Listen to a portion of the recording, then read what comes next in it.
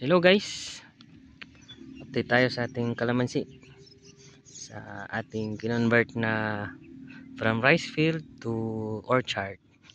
Ito yung ating mga kalamansi guys. So tinanim ko to last January.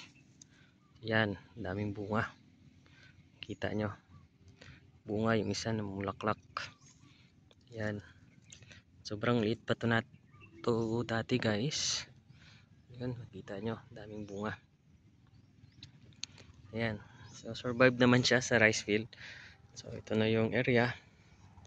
So mostly rice field. So tapos dinagdagan lang natin ng dito ng jackfruit. Ito yung mga kasabayan niya. Mas nauna kasi to. Kasi mas malaki ata to pagkatanim. So yan, dun yun sa dulo. So dati rice field to guys. Kinonvert ko lang. So ito na yung result niya after 6 months. Yan, namumulaklak. Diba may bunga. Ito dito. So ito hinog na. Pwede na natin siyang harvest. Harvestin natin mamaya. Punta yun dun.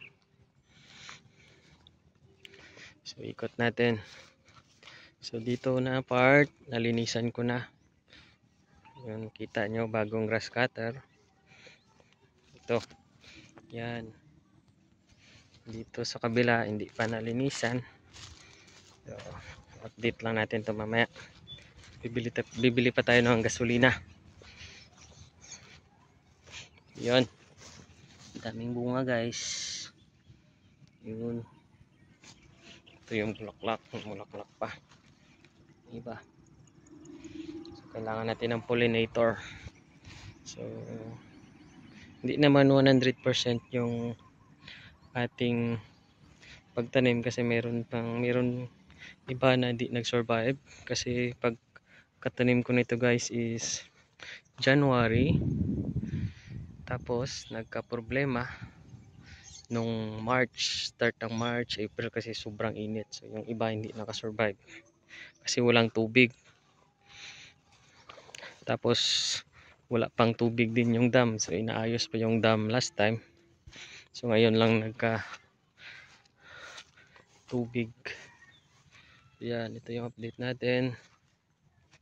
Yan yung jackfruit. Yan dito. So malaki na yung iba. Yun. So maganda yung pagkatubo niya guys kasi parating umuulan. Tsaka naabunuhan natin siya last week ng May. So prepare ko na, inabunuhan ko na agad kasi rainy season na yun. So ngayon nag-abuno ako after 1 month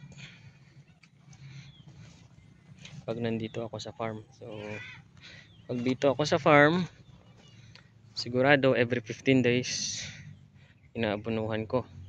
Mahirap din kasi guys magpaabuno ka, baka sa sobrang dami yung nilalagay o minsan direkta sa puno yung kalamansi ay yung abono. So yun lang muna guys, salamat.